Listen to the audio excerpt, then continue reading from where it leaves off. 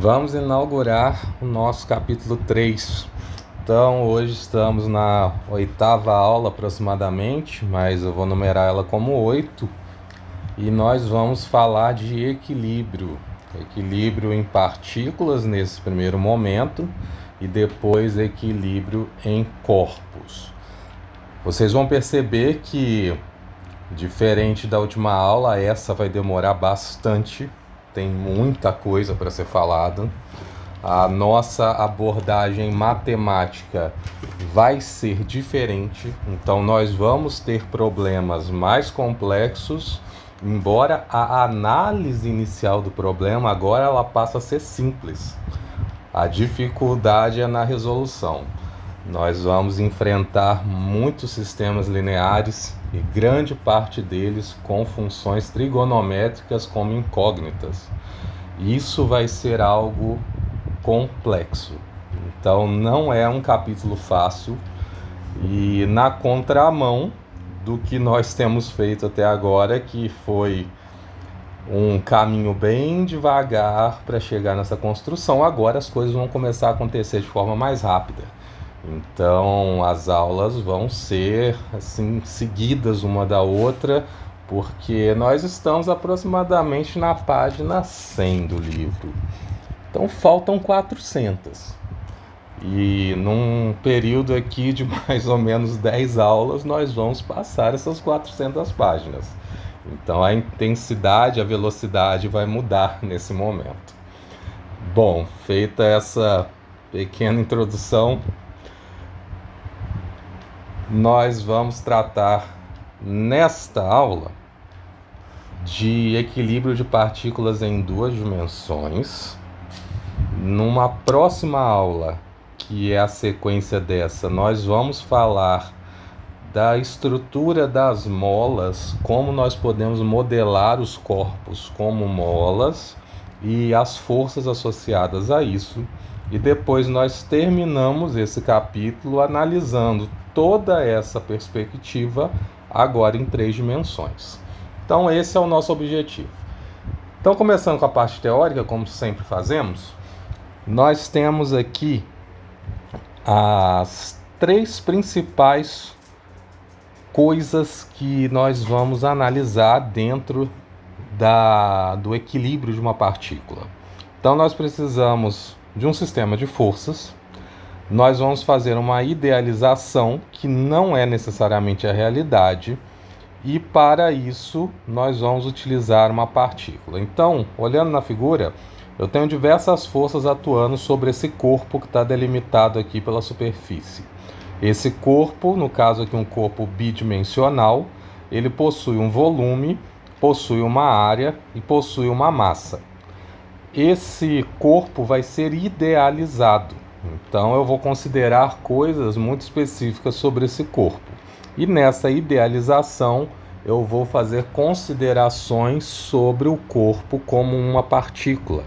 Então a partir disso eu vou determinar que para esse corpo ser uma partícula, ele tem volume igual a 0, mas ele tem uma massa diferente de 0.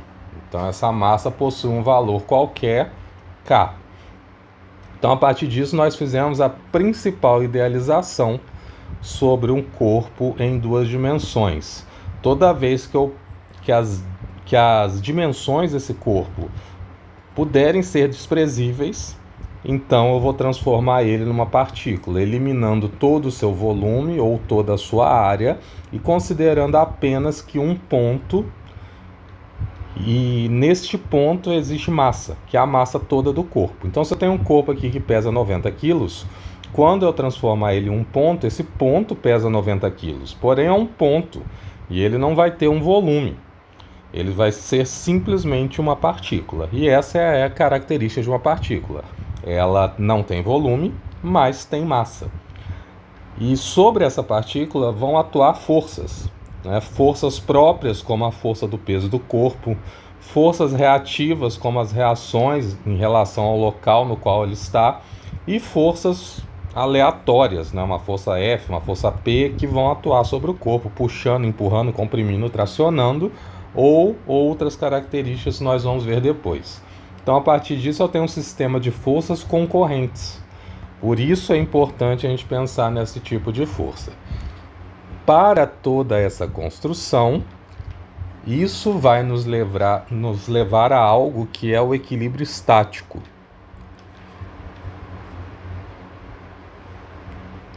Então, quando eu penso em equilíbrio estático, necessariamente eu vou precisar analisar um corpo a partir dessa perspectiva.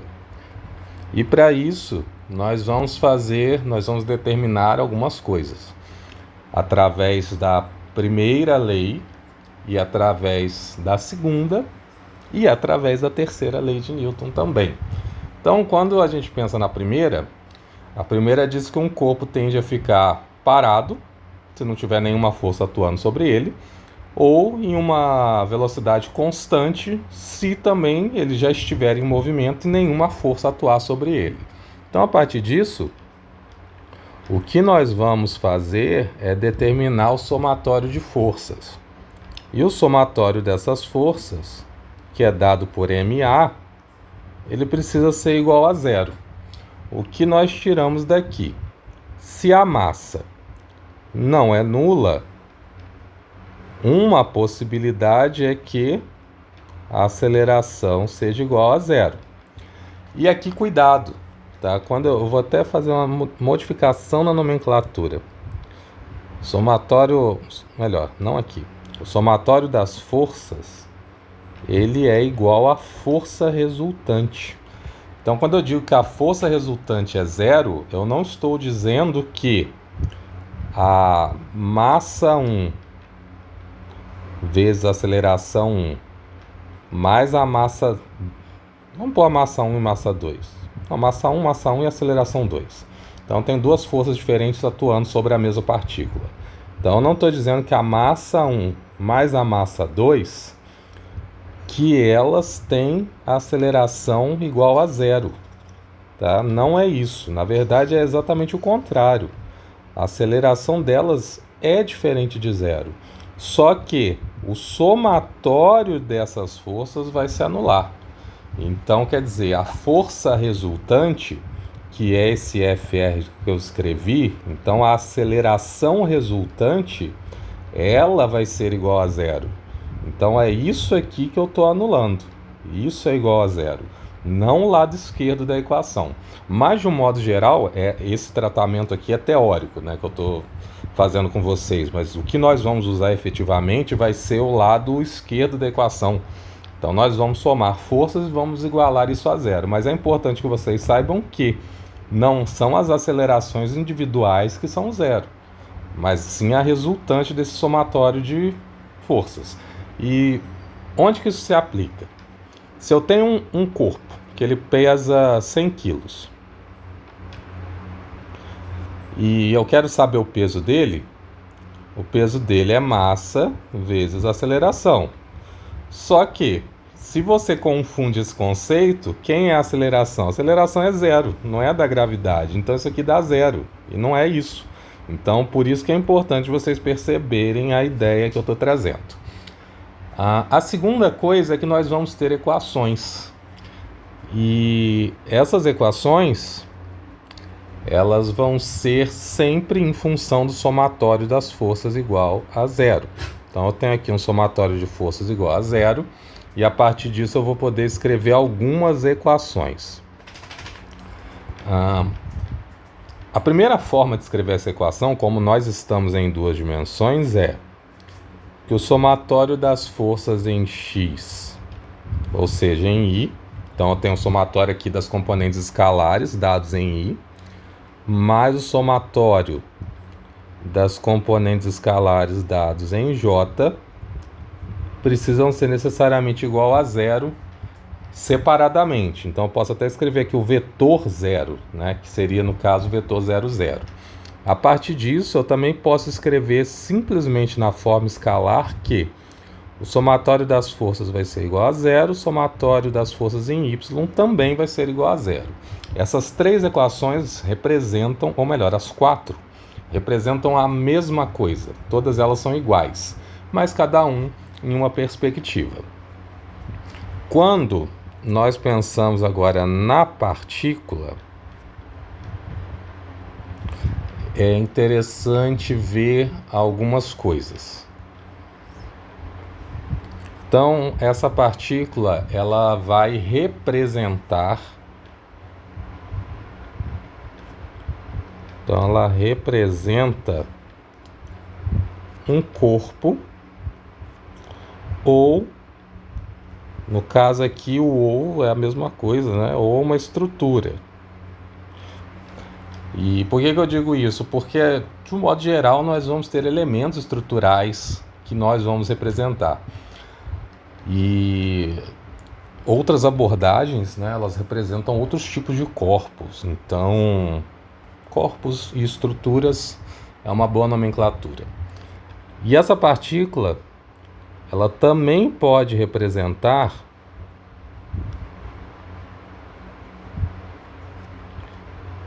uma parte. Isso vai ficar muito evidente, embora a gente já teve essa aula presencial, né?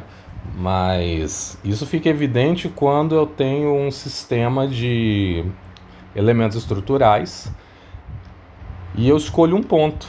Então eu estou representando uma parte só da estrutura, não a estrutura como um todo. Uma outra coisa que é relevante ser pensada é a origem dessas forças. Então eu tenho a origem das forças com uma diversidade de possibilidades. E eu vou escrever aqui 3 que abordam de um modo geral a maior parte das possibilidades que nós temos. Uma origem é o próprio ambiente. Então, quando eu penso aqui em ambiente, eu tenho forças do vento, forças da gravidade. O que mais que eu posso ter? Calor, ele pode gerar algumas forças, mas eu não vou colocar ele nessa ideia agora. Ondas.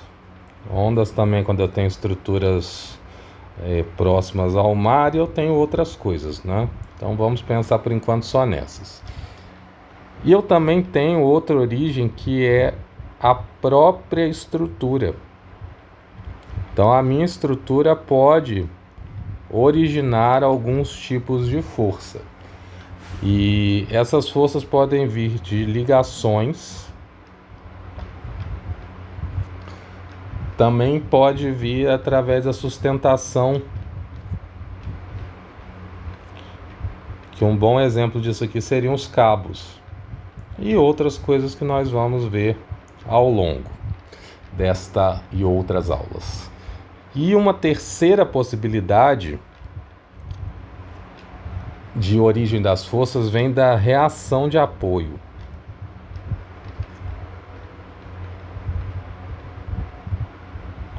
Então, as reações de apoio, que talvez não seja algo comum ainda para todos, nós vamos ver que a partir da terceira lei, né, a terceira lei traz aquela história que toda força gera uma reação. Então, dentro das estruturas, essa terceira lei é uma das maiores e principais avaliações que nós vamos fazer. Porque a primeira lei nós já damos como cumprida. Então aqui nós já damos a primeira lei como cumprida. A partir disso nós avaliamos a segunda. Então nós fazemos esse somatório, massa vezes aceleração, até determinar as forças totais. E durante este processo nós precisamos avaliar o equilíbrio. E esse equilíbrio vem quando eu aplico uma força, forças como essas, e elas geram reações nos meus apoios. Então, daqui vem essa terceira parte, que é a reação de apoio. Para fazer toda essa análise, nós vamos construir diagramas. E nós vamos chamar isso de DCL, que é o diagrama de corpo livre. E isso aqui vai ser o DCL. Qual o objetivo desse diagrama? Fazer a representação de um corpo. Representar nele todas as forças que atuam e representar de forma pontual esse corpo. Então, a partir desse diagrama, nós conseguimos ver isso. Então, nós vamos dizer que esse diagrama ele é um esboço do sistema. E o meu sistema é o sistema de forças concorrentes que é aplicada em uma partícula. Então, esse esboço ele apresenta todas as forças. Isso aqui é super importante. Se você esquecer alguma força, algo não dará certo. Uma outra coisa que esse diagrama representa é o equilíbrio estático. Então, nele eu sei que a aceleração resultante do sistema é nula. Então, ele está em equilíbrio. Esse diagrama possui algumas características que os livros trazem toda uma descrição e uma discussão sobre isso. Às vezes eu não concordo muito, porque você precisa fazer. E essa receita que eles trazem é quase como um método, uma metodologia de abordagem. Às vezes alguns tratam dessa forma. Ela pode ser muito resumida. Ela não precisa ser tratada com tanta descrição, porque ela só faz sentido quando você está aplicando. Enquanto você está lendo, decorar os passos é uma abordagem estranha. E eu não consigo visualizar muito bem isso como algo legal. Então eu trago para vocês 4 passos. E eu acho que esses 4 passos, eles resumem toda a teoria que os livros trazem, uma discussão metodológica de abordagem de diagrama de corpo livre, de uma forma muito mais simples. Então, o primeiro passo que nós temos é escolher a partícula. E aí pode parecer estranho escolher, né? Porque eu tenho a partícula, a partícula representa o corpo, como que eu vou escolher? Mas aí vem o detalhe, nem sempre a partícula representa o corpo, às vezes ela representa uma parte. Então, por isso, escolher a partícula, determinar qual é o ponto que você vai analisar. Depois disso, nós vamos representar todas as forças. E todas são todas. É lógico que, como eu tinha até comentado ontem com vocês, essa determinação, representação de forças, nós precisamos ver com cuidado. Porque se você tiver uma mente de engenheiro assim mais aflorada, você pode começar a achar forças em muitas coisas. Então, às vezes, nós vamos avaliar, por exemplo, um poste. E aí, ok, tenho o meu poste aqui, ele está preso na terra, e aí eu tenho 2 cabos assim. Então, eu sei que eu tenho uma força para cá, uma força para cá. Isso vai gerar uma resultante para baixo, mas o poste também pesa, então ele tem uma força para baixo também. A força que o poste faz no chão vai gerar uma reação, mas eu posso ter vento. Então aí você já acrescentou uma coisa, uma força de vento. E aí eu tenho calor. Sei lá, o poste é feito de um material e ele pode dilatar e causar uma força interna dentro dele. Então aí você vai colocar mais uma força aqui, uma força pelo calor. E pode bater um caminhão. e derrubar o poste. Então ele precisa resistir a esse caminhão. Então uma força aqui de resistência. Então aí você vai acrescentando muita coisa. E vai chegar uma hora que nós vamos ter um problema insolúvel.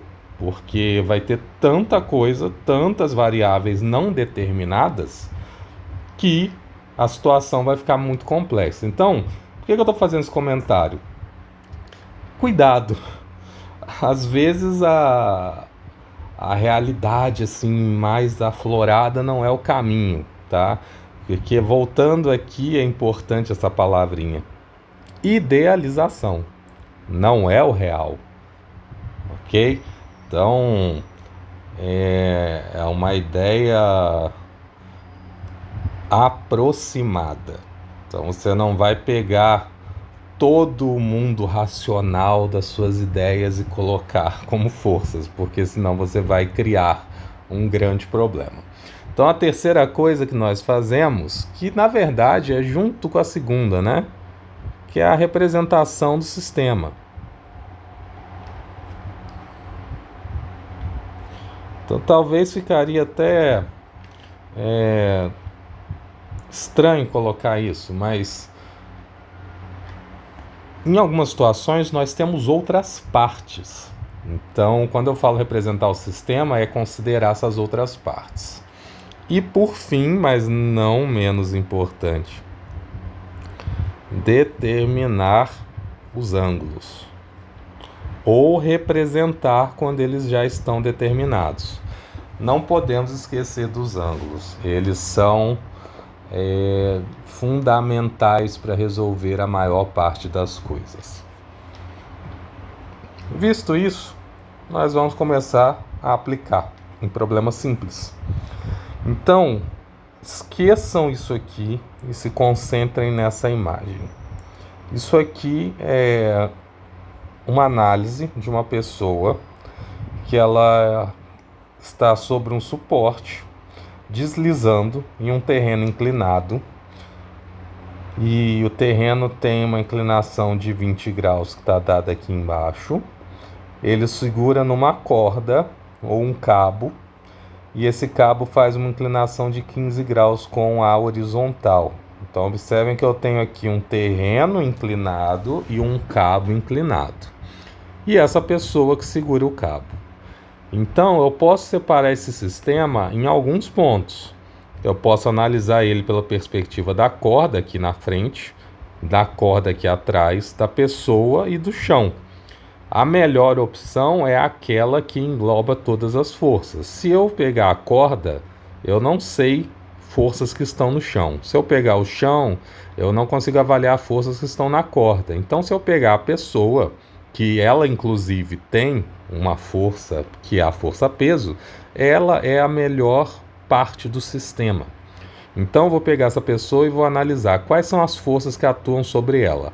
Atua a força da gravidade, então existe uma força apontando para baixo.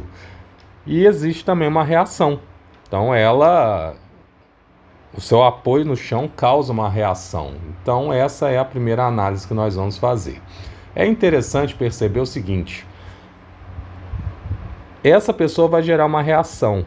E aqui eu quero falar para vocês uma característica das reações. Eu vou até deixar isso aqui em asterisco. As reações são ortogonais ao plano. Então o que isso quer dizer? O plano aqui é inclinado, então a reação é ortogonal ao plano inclinado.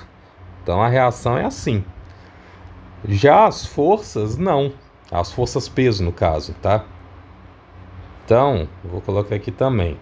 O peso sempre é vertical. E ainda vou até colocar aqui de acréscimo.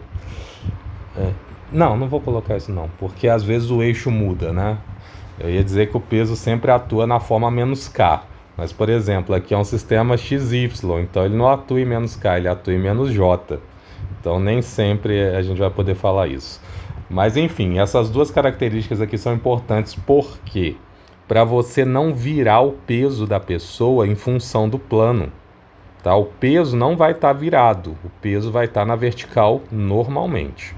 Então, visto isso, nós podemos representar como uma partícula. Então, esse ponto central, que eu vou chamar de centro de gravidade da pessoa, ele vai representar a sua massa total. Né? Depois nós temos uma aula para centro de gravidade, mas por enquanto aceitem simplesmente que o centro de gravidade vai concentrar todas as forças. E aí, nesse ponto, eu vou representar a força peso da pessoa, a força de reação no chão e a força de tração que a corda faz na pessoa. Porque pensem que a pessoa aqui ela está sendo puxada pela corda. Então, a corda tracionada puxa a pessoa. E atrás, embora não está escrito, mas só por essa queda aqui na corda, já dá para perceber que não tem força nenhuma aqui. É como se ela estivesse arrastando no chão. Então, lembrem-se que os cabos, né, as cordas, elas não resistem a forças de compressão. Então, a partir do momento que a gente solta ali, ele não tem força atuante. Bom, visto isso, nós vamos fazer esse cálculo.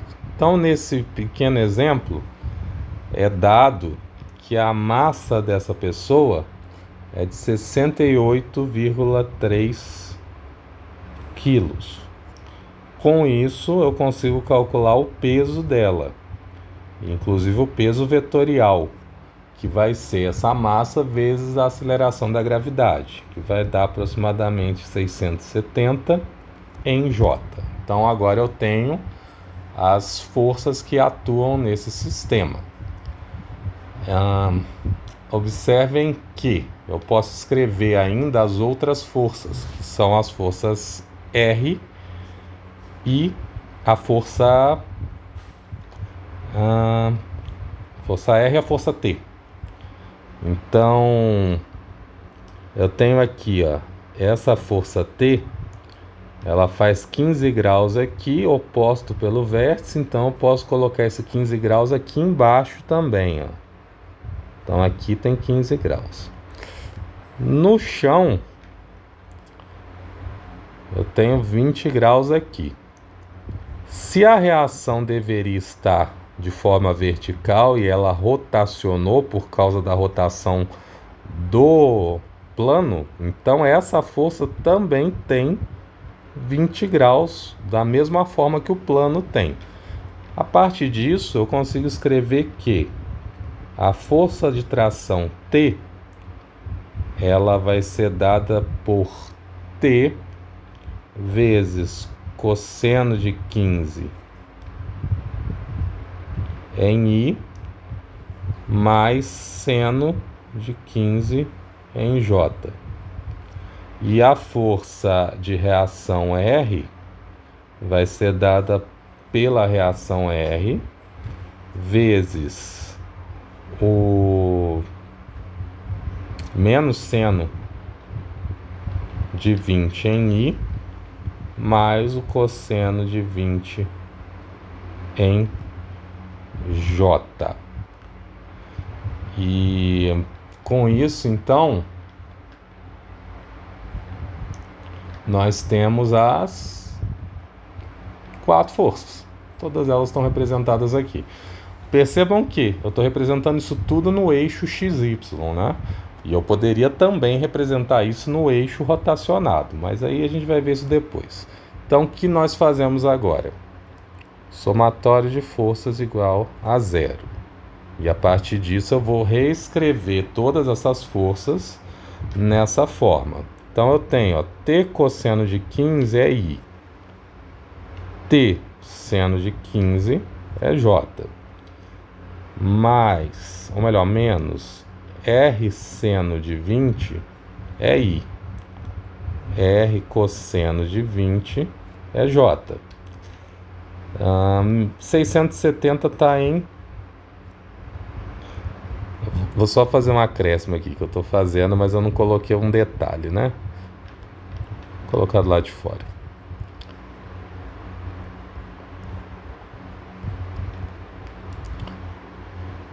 Aqui eu tenho o somatório das forças em x igual a zero. Aqui eu tenho o somatório das forças em y igual a zero. Tá? Por isso que eu estou colocando x em cima e y em j. Ou melhor, x em cima e y embaixo. Então isso aqui é igual a zero. Isso aqui também é igual a zero. Percebam que eu poderia passar o 670 para o outro lado e deixar assim. Certo? É uma opção. Mas vou manter a ordem aqui, porque depois, quando vocês pegarem o papel, ou melhor, o PDF, né? Para vocês não se confundirem. Então, ok. Tem meu sistema.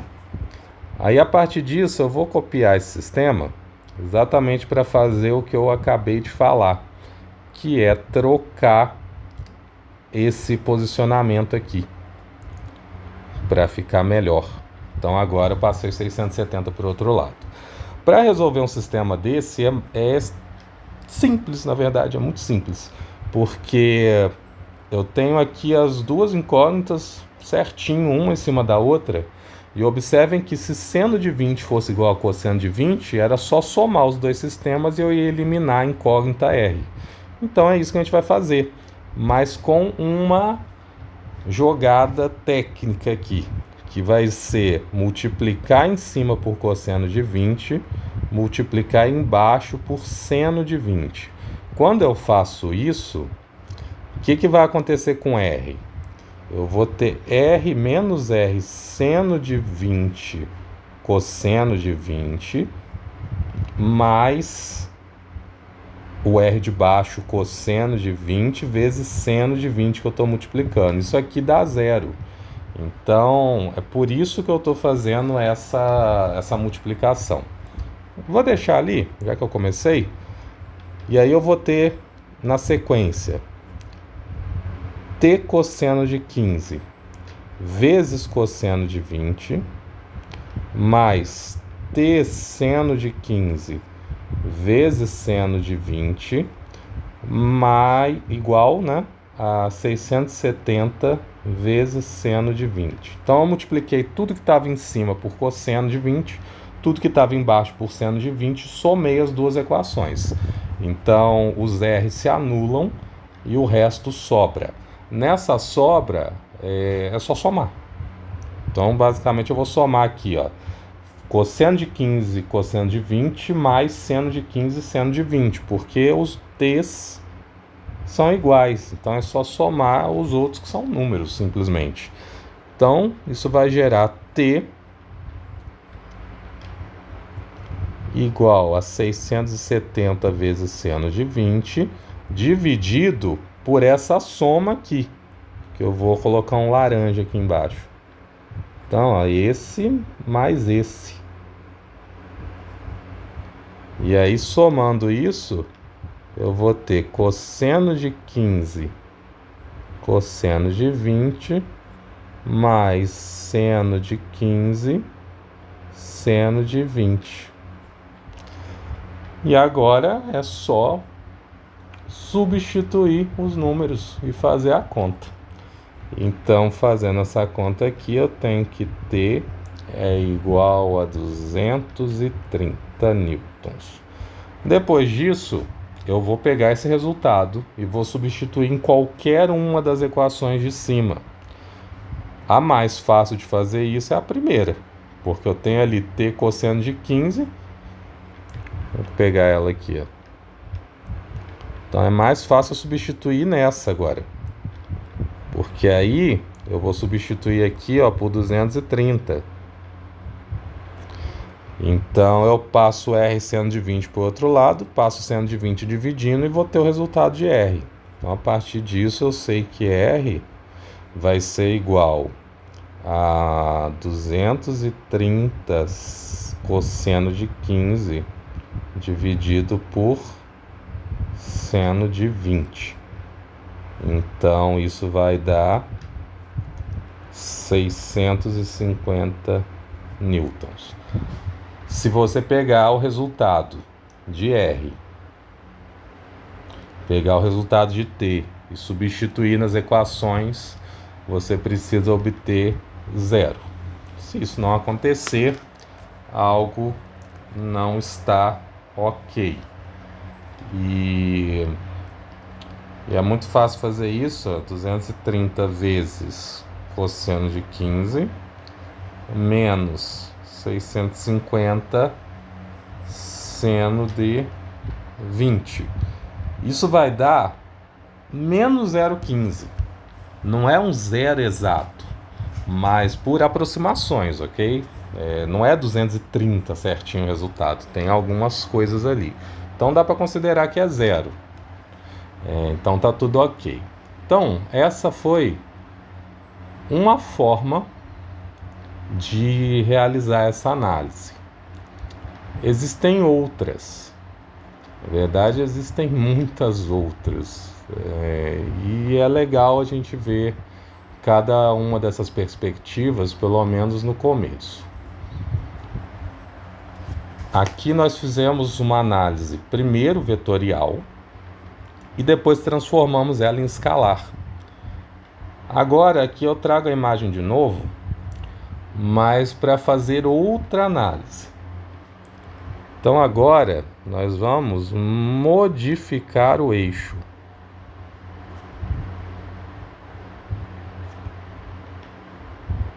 O que eu estou querendo dizer com isso? Aqui a nossa análise foi no eixo XY tradicional, mas eu quero agora avaliar no plano inclinado. Então o que eu vou fazer? Eu vou até apagar isso aqui, porque senão depois vocês não vão conseguir ver, né? O que eu vou fazer? Se eu inclinei o plano em 20 graus e a tração ela está inclinada em 20, ou melhor, em 15, então percebe que o plano está inclinado 5 graus a mais. É como se ele tivesse 5 graus de diferença, né? O plano está inclinado aqui em 20, a tração em 5, então, ou melhor, em 15, então vai sobrar 5 graus aqui. Basicamente essa é a ideia. E a mesma coisa vai acontecer com as outras forças, só que agora ó, a força peso, ela não tinha inclinação e agora ela vai ter. Ela vai ficar em 20 graus em relação ao novo eixo, que é esse eixo aqui, o eixo TN. Então, posso chamar de outra coisa, mas geralmente a gente chama de tangente normal. E aí o que acontece? Agora a força ela não está mais no eixo, ela está inclinada, então eu preciso calcular a componente da força.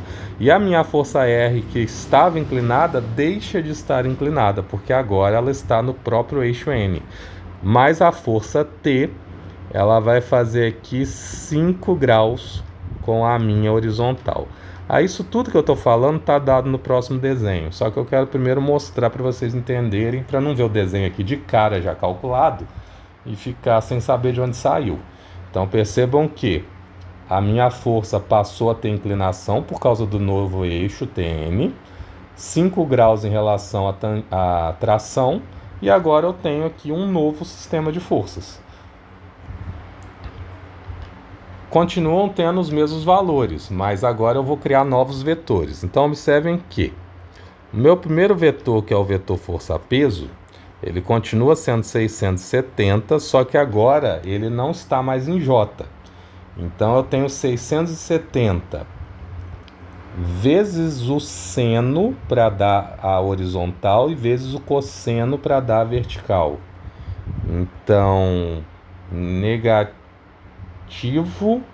positivo para o seno. Não, negativo. Negativo para o seno. Menos seno de 20 em T, né? T unitário, menos cosseno de 20 em N unitário. A próxima força é a força T, porque ela também está inclinada. A força T não muda muito. Então eu tenho T vezes cosseno de 5 em T mais seno de 5 em N. E depois eu tenho a força R, que é a reação. E agora ela é a força que só está dada em um eixo. Então, a partir disso, nós vamos montar de novo um sistema com essa característica aqui.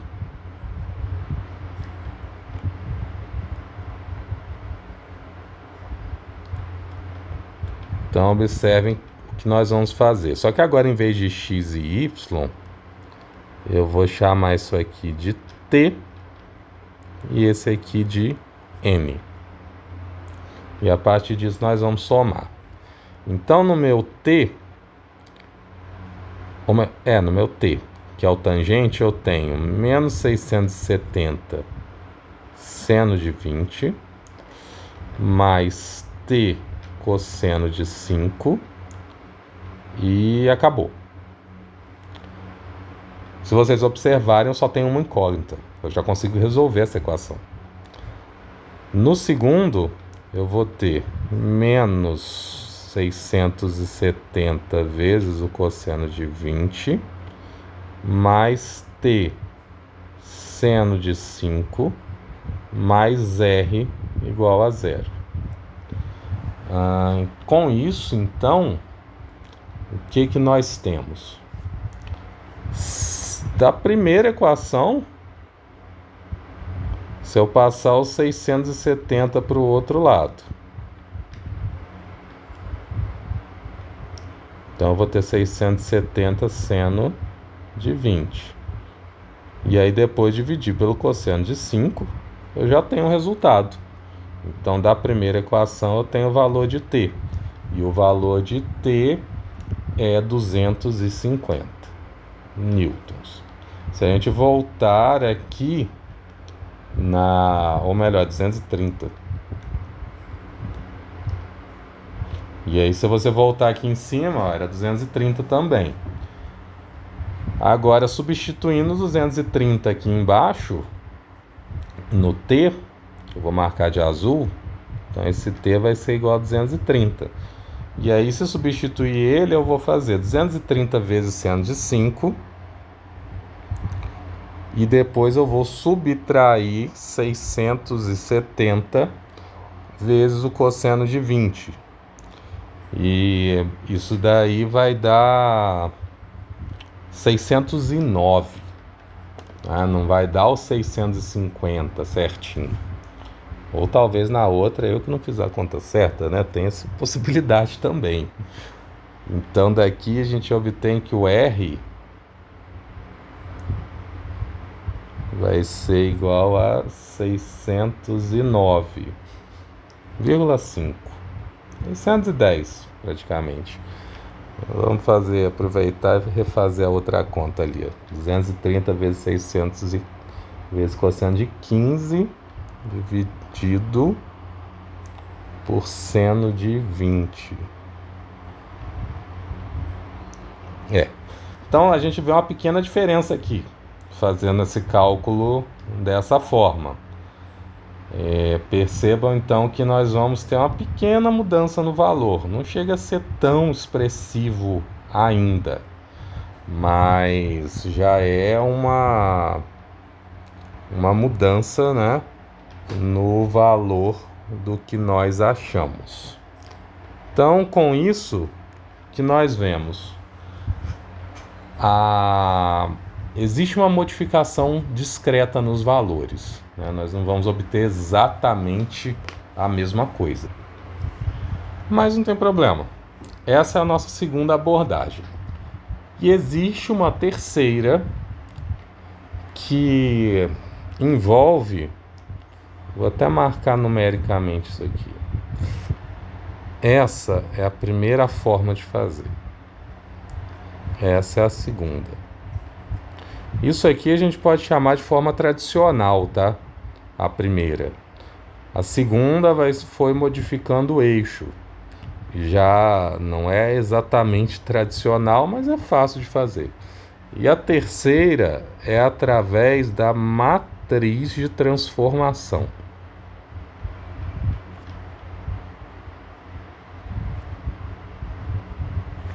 O que é relevante na terceira é que você vai pegar os seus valores, vai jogar diretamente numa matriz de transformação e vai obter quase que diretamente o valor.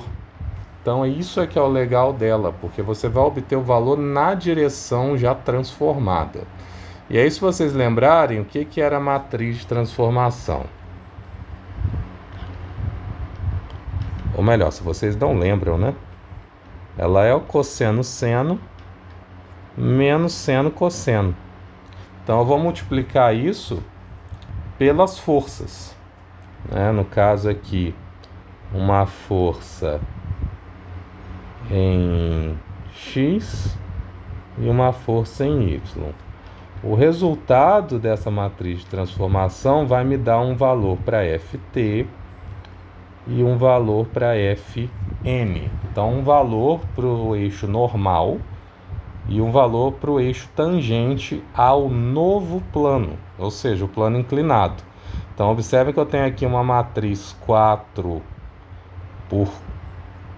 melhor, uma matriz 2 por 2, né? E aqui eu tenho 2 por 2.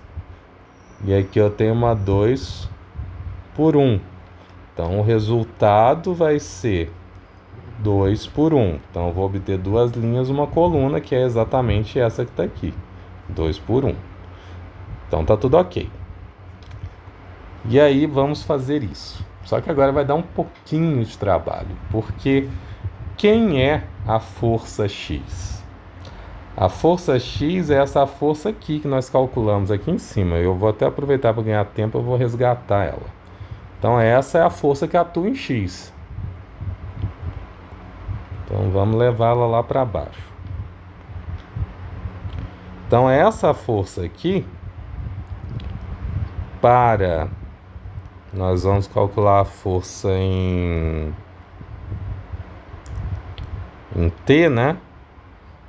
Então, para essa força aqui, eu vou multiplicar isso por cosseno de θ. E vou somar com a força em Y, que é essa daqui.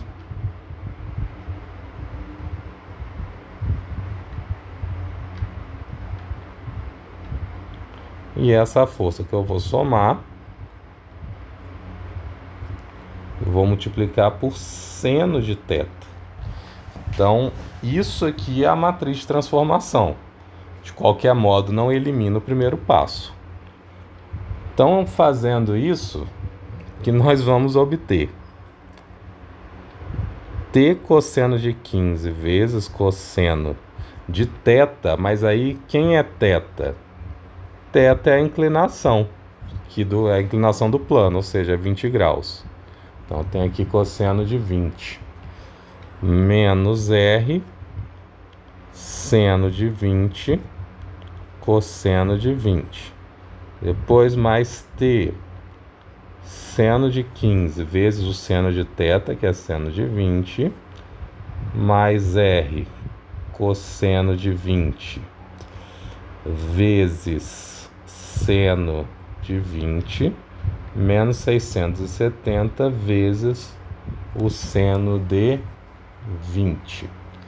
E da mesma forma, como isso está em equilíbrio, isso precisa ser igual a zero também. Então, agora a gente procura aqui semelhanças para ver se tem algo igual, porque geralmente vai acontecer. Então, ó, t cosseno 15 cosseno 20, o outro é seno. Então, não é igual, a gente já pode reescrever. Então, eu tenho t vezes cosseno de 15 cosseno de 20, mais seno de 15 vezes seno de 20. Então, isso aqui a gente já sabe que não vai eliminar. Agora o R, eu tenho seno de 20 cosseno de 20, o outro é cosseno de 20 seno de 20. Então, eles são iguais. Isso aqui é zero. Porque, ou melhor, nem vou colocar o zero assim para vocês não acharem que a conta deu zero. É zero porque eliminou um com o outro. Foi somando, são iguais, dá zero. E por fim sobra o menos 670 vezes seno de 20 igual a zero. Daqui, o que nós vemos? Isso parece com algo que a gente já fez aqui em cima, né? Que é exatamente isso daqui, ó. Então eu vou até copiar, vamos ver se não é igual.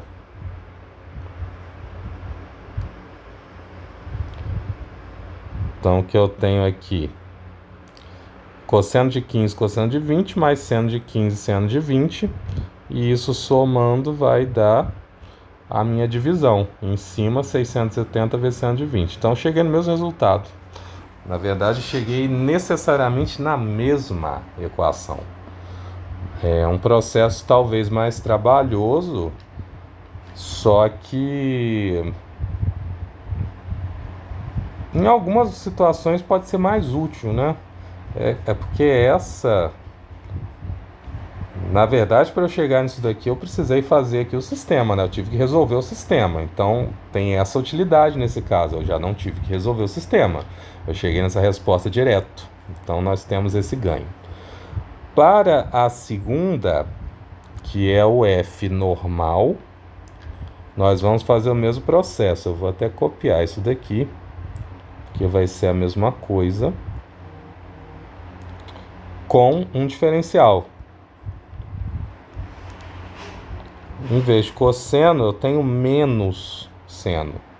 E aqui, em vez de seno, eu tenho o cosseno de θ. Então, a gente vai fazer o mesmo processo. E aí, de novo, eu lembro de ter comentado isso na aula presencial, né? Não substituam os valores de cosseno de 15, seno de 20. Se você substituir isso vai virar um problema muito grande. Você vai ter vários números numa forma horrível. E aí, lembrando que isso aqui também precisa ser igual a zero. Então, vamos lá. Menos t cosseno 15 vezes seno θ, onde θ é 20, eu vou também destacar isso aqui, θ é 20. Depois, menos mais r seno de 20 vezes seno de 20. Aí, seguindo, mais t seno de 15 cosseno de 20 mais r cosseno de 20 cosseno de 20 e menos 670 cosseno de 20, isso tudo igual a zero. Aí, no mesmo processo, será que nós temos coisas iguais aqui? Em cima a gente achou t, não foi isso? Isso. Então, embaixo a gente espera achar o r, né?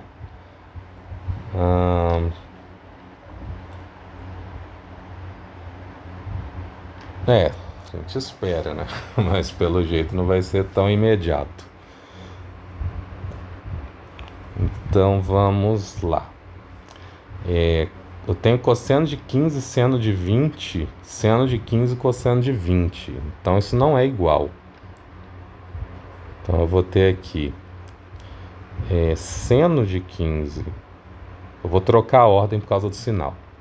Então, seno de 15, cosseno de 20, menos cosseno de 15, seno de 20. Então, isso aqui não é igual. Depois eu tenho r vezes seno de 20 vezes seno de 20 é seno de 20 ao quadrado, né?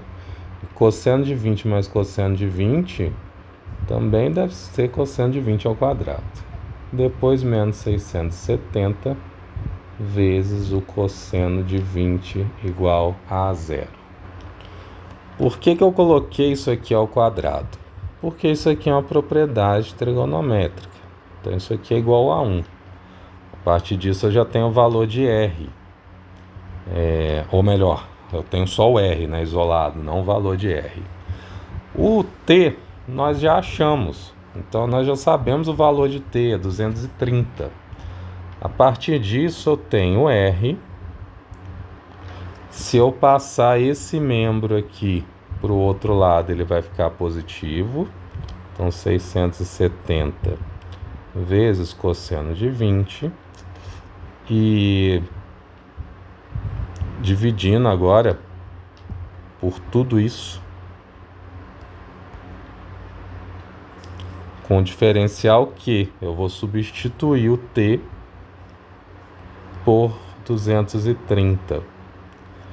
Então, aí resta agora fazer esta conta. Seno de 15, cosseno de 20, menos cosseno de 15,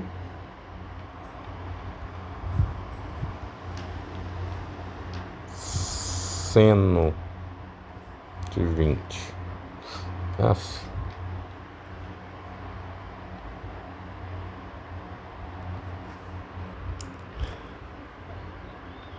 Na verdade tem alguma coisa errada aqui, né? Eu fui no fluxo. Isso daqui não vai passar dividindo, não. Aqui vai passar subtraindo.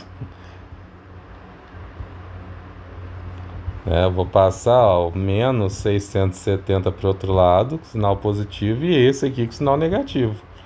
Então, pequenos detalhes, né? Então agora sim, fazendo essa conta,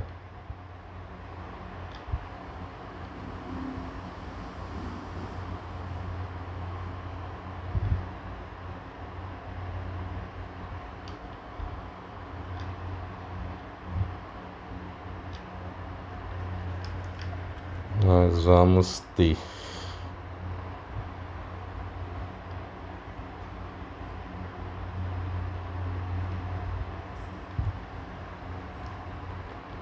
$670 e aqui vai dar 609,5, que foi o mesmo valor de antes, né? Então, nós vemos que as 3 formas de resolver são úteis. Todas elas são aplicáveis ao nosso problema. Com isso, nós construímos aqui então uma metodologia, tá, para solução de problemas.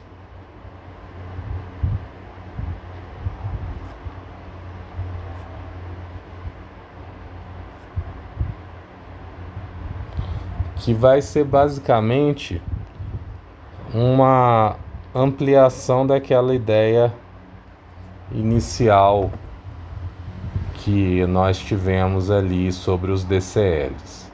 Então, o que nós vamos fazer é escolher uma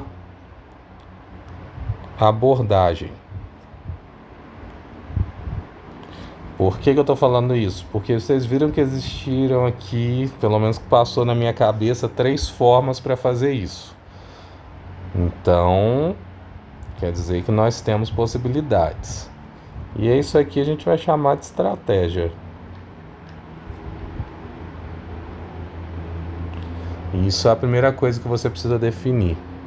Ou melhor, nem é a primeira, porque às vezes não vai ser a primeira. Na verdade, a primeira vai ser a modelagem do problema, né?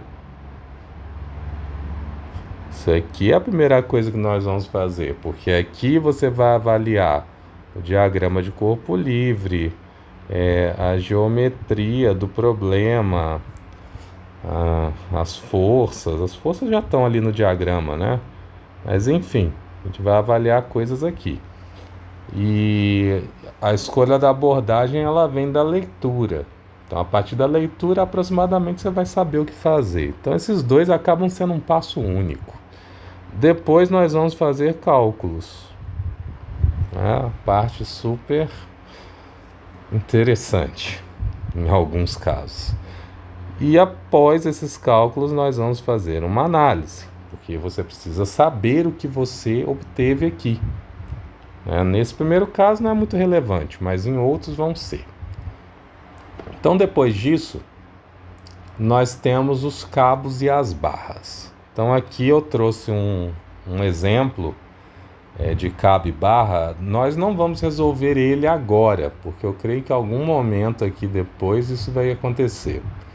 Então, apenas uma representação para nós pensarmos em cabos e em barras. Então, observem o seguinte: eu tenho aqui 2 cabos e uma barra. Por que eu posso afirmar que isso aqui é um cabo? Porque ele vai atuar em tração e unicamente em tração. A barra, ela vai ter uma característica diferente, porque ela vai poder atuar em algo diferente de tração, que é a compressão. Então, a partir disso, nós vamos definir características para barras e para cabos.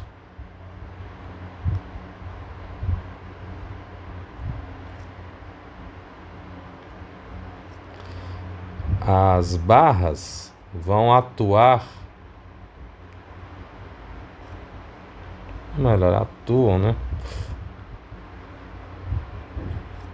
em tração e compressão. Já os cabos, eles só atuam em tração. E pensem numa corda.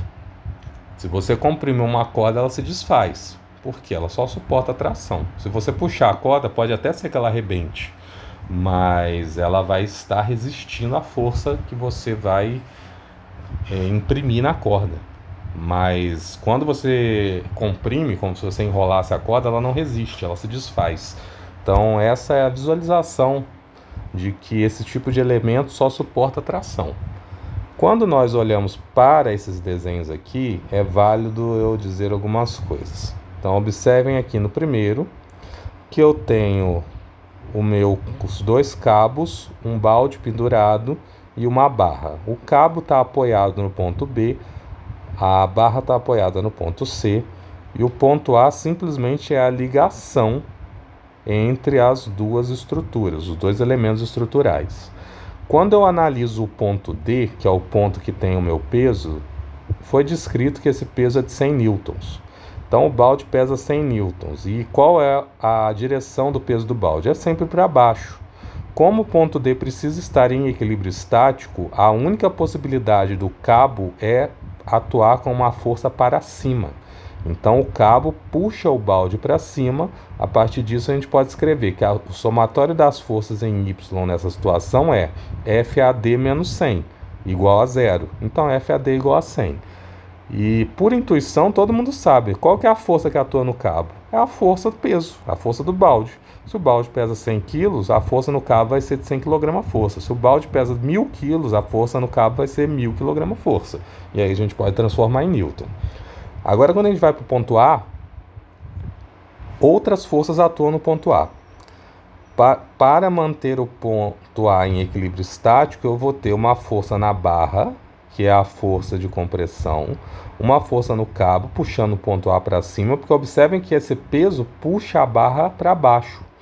Então, a barra precisa resistir a essa força. E o peso puxa o cabo também, então o cabo precisa resistir a essa força. E aí acontece essa distribuição aqui. No ponto A eu vou ter a força no cabo AB puxando para cima, a força no cabo AC puxando isso aqui para a direita, e a força AD, que é a força peso, sempre vai puxar para baixo. E aí eu posso analisar esse ponto através de outra perspectiva, que é essa daqui. O que muda aqui é o sinal, mas nós vamos utilizar a sinalização convencional, tá? Então, eu vou colocar assim, o sinal convencional, ele vai ser dado da seguinte forma: tração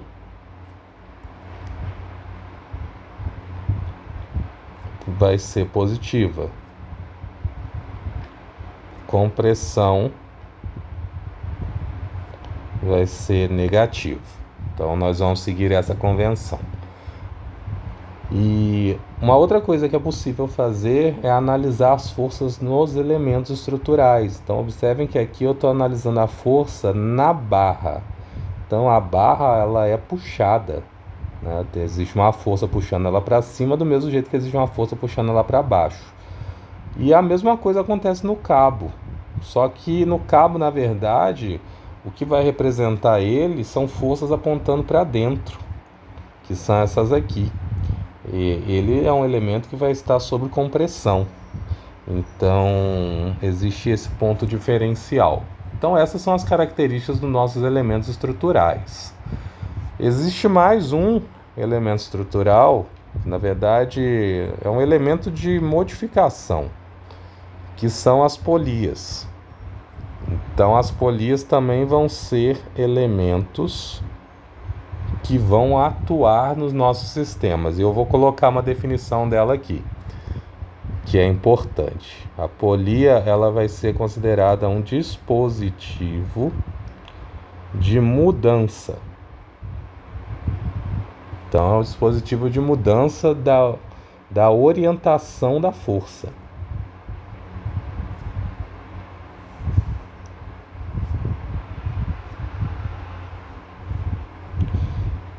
O que eu quero dizer com isso?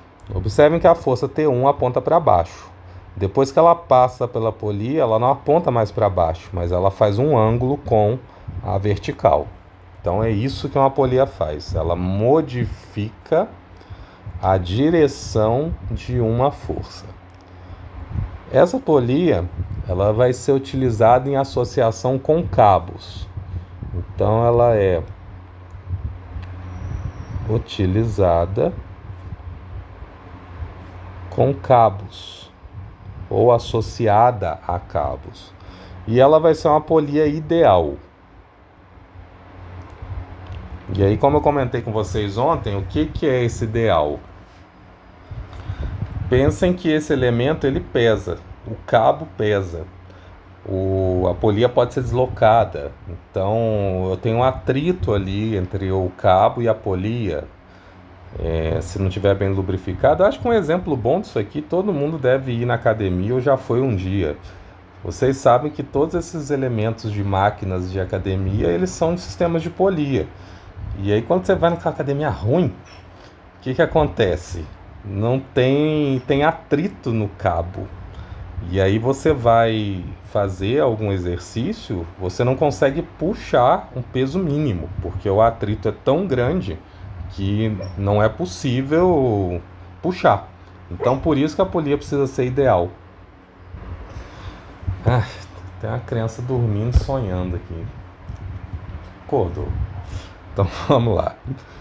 O que é a polia ideal? Ela vai ter 3 características. Ela não tem atrito, então ela é sem atrito.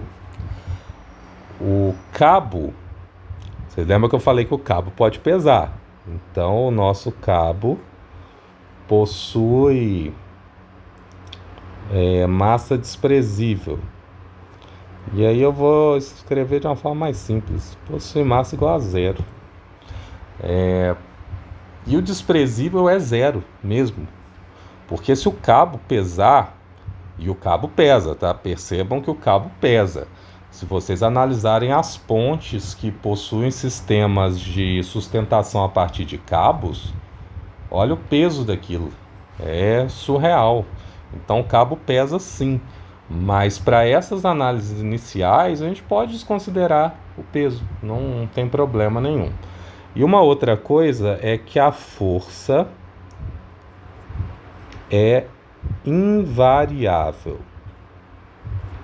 Isso aqui é muito importante, porque se você desconsiderar essas três características, você vai entrar num problema. Então percebam o seguinte, eu tenho aqui uma força T1 e uma força T2. Vamos supor o seguinte, o T1 está sustentando uma caixa de 10 quilos. Quem é a força T2? É muito difícil descobrir isso. Mas se você considerar isso tudo aqui, é muito fácil descobrir. E a gente vai saber que a força T1 é igual à força T2. Então a tração no cabo, a tração 1 é igual à tração 2. Por quê? Porque a força é invariável. Então essa é a ideia. Tá? Um cabo sempre sustenta a mesma força. Então a partir do momento, né, aproveitando esse desenho aqui de baixo agora, a partir do momento que eu tenho um sistema de cabos nesse formato, ele vai sempre sustentar a mesma força ao longo dessa distribuição. E nós vamos ver coisas como essa e como esta. Então, nós vamos determinar essas características aí para encontrar as forças que atuam nesses cabos. Então, geralmente nós conhecemos o peso que atua sobre ele e a partir disso nós vamos descobrir qual é a força aplicada no cabo. Então é interessante ver que eu dei aqui a forma idealizada, mas é importante a gente considerar a forma real também, porque em algum momento pode ser que considerações como essas apareçam. Então, na forma real, eu tenho atrito e eu também tenho massa no cabo. Então, o cabo tem massa. E essas são as principais considerações que nós vamos fazer. Mas ainda em relação à força, né, a magnitude dela, no caso eu fiz 3 considerações aqui em cima, eu vou fazer 3 embaixo. Então a magnitude da força, ela é variável. Então essas são as considerações. E caminhando para o final agora da parte teórica ainda, tá? Como eu disse, essa aula ela é longa, ela não vai ser curta. E eu fiz só um exemplo ali no meio do caminho, mas é isso, não tem o que fazer. Agora nós vamos tratar de reações de forma um pouquinho mais específica. Antes eu só coloquei uns tópicos, né? Agora nós vamos falar das reações. Então, as reações vão ser aquelas forças que atuam de modo oposto à força exercida por um corpo. Então, eu posso chamar isso daqui de força de reação. E essa força de reação, vamos colocar uma definição. Ela é a força exercida em oposição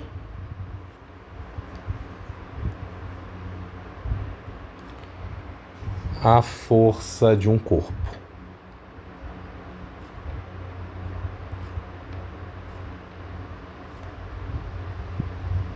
Então isso é uma força de reação.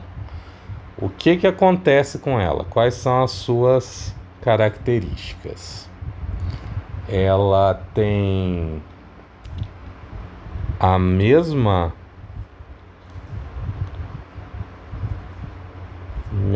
magnitude,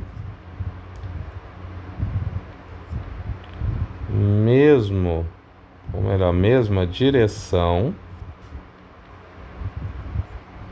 e sentido oposto. Mas oposto igual a quem? Né? A mesma magnitude, mesma direção de quem? Da força exercida. E o sentido oposto à força exercida. Então, quando nós olhamos aqui para as imagens ao lado, principalmente a da esquerda, eu vejo que a força aplicada é a força R. E aí eu tenho uma reação no mesmo tamanho, mesma magnitude, mesma direção, e o sentido é oposto. Então é essa que é a característica. Quando eu vejo, né, no plano inclinado é a mesma coisa. A reação aplicada é uma reação agora, ou melhor, a força aplicada é uma força inclinada em relação ao plano, mas ortogonal a esse plano. Inclinada em relação à horizontal, mas ortogonal ao plano. E eu tenho uma reação da mesma forma, mesma direção, mesma magnitude e sentido oposto. É interessante perceber que os apoios também geram esse tipo de força. Então, vou colocar aqui como se fosse mais uma característica: o apoio. E o atrito, né? O atrito ele é uma força de reação. Ele é uma força que reage à tentativa do movimento. Então ele também entraria nessa história aqui. E aí eu coloquei aqui alguns exemplos de apoios, mas eu quero dar nomes para esses apoios, tá? Então o apoio ele pode ser classificado. Vamos colocar assim, tipos de apoio.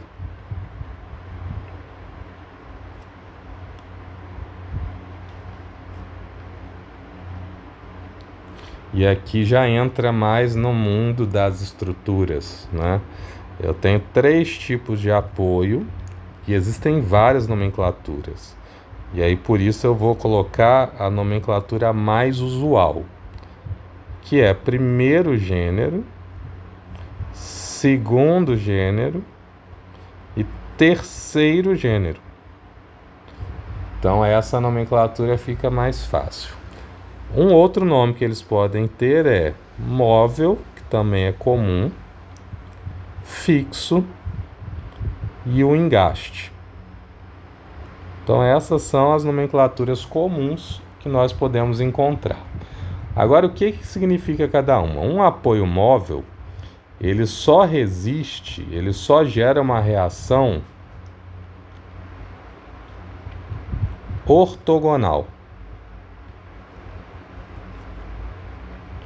Então isso quer dizer o quê? O chão, você não passa do chão. E o chão só vai aplicar uma força ortogonal a ele mesmo.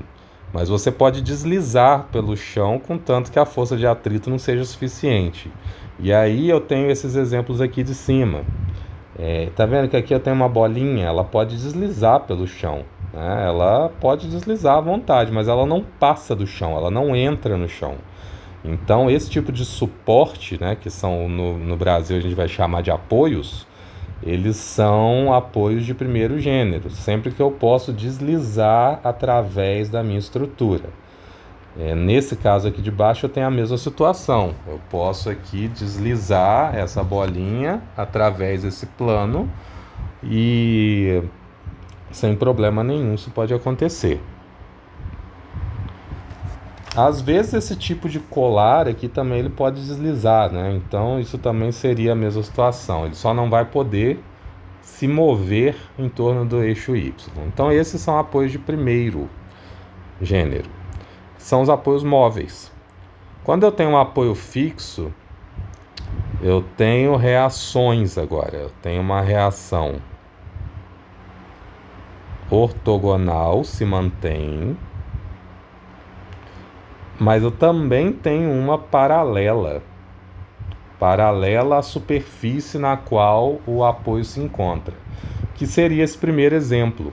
Então aqui, ó, isso não pode se mover para o lado, isso aqui é como se eu tivesse colado no chão. Então ele resiste às forças verticais, resiste às forças horizontais. E quando eu falo vertical e horizontal, eu estou querendo considerar todas as decomposições das forças, né? Elas vão se decompor em horizontal e vertical. Então o apoio fixo é um apoio mais firme. E aí aproveitando, geralmente esse apoio móvel, ele é representado assim, com um triângulo e um espaço entre o terreno, né? Então isso aqui seria o terreno e o triângulo, que é o apoio, está solto, quer dizer, ele pode deslizar. Alguns colocam bolinhas aqui para chamar isso de carrinho. O outro apoio, que é o apoio fixo, ele vai ser diferente. Agora o meu triângulo está diretamente sobre o solo, então ele está agarrado no solo, ele não pode se mover. E aí quando eu entro no terceiro gênero, que é o engaste, eu vou ter a mesma característica daqui de cima, só que com um acréscimo ainda.